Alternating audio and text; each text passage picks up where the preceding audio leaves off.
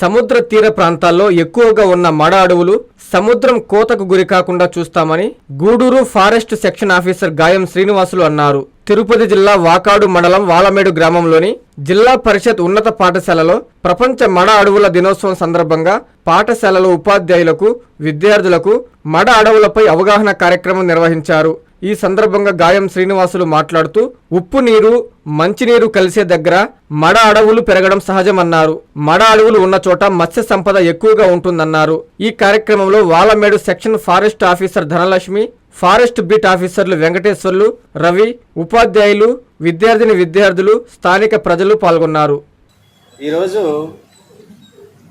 Mangrove day. దీని యొక్క ప్రత్యేకత ఏంటంటే మొక్కల్ని సంరక్షించుకోవడం, అంటే మాడ అడవుల్ని సంరక్షించుకోవడం.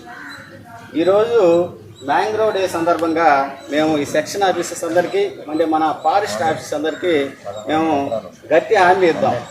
సార్, మా పిల్లల తరఫున మీకు హామీ ఇస్తున్నాము, ఈ మాడ అడవులను మేము ఖచ్చితంగా సంరక్షించుకుంటాము.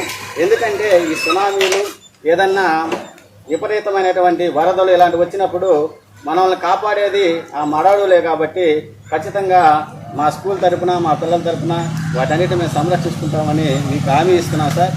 2024-25 10th క్లాస్ ఫలితాలలో డాక్టర్ ఎస్ఆర్కే విశ్వసాయి స్కూల్ విద్యార్థుల విజయ విహారం. పి ఖ్యాతి లక్ష్మి 595, కె తేజస్విని 594, ఓ సంజన 591 మార్కులు సాధించడమే కాకుండా 580కి పైగా 10 మంది విద్యార్థులు, 550కి పైగా 37 మంది విద్యార్థులు, 500కు పైగా 58 మంది విద్యార్థులు అత్యుత్తమ ఫలితాలు పొందారు. స్ట్రెస్ ఫ్రీ ఎడ్యుకేషన్ తో ఎన్నో ఎక్స్ట్రా కరిక్యులర్ యాక్టివిటీస్ మరియు విశాలమైన ప్లే గ్రౌండ్ కలిగి ఎందరో విద్యార్థులకు విజయాన్నందిస్తున్న the best school doctor SRK Vishwasai school. అడ్మిషన్లు జరుగుతున్నవి.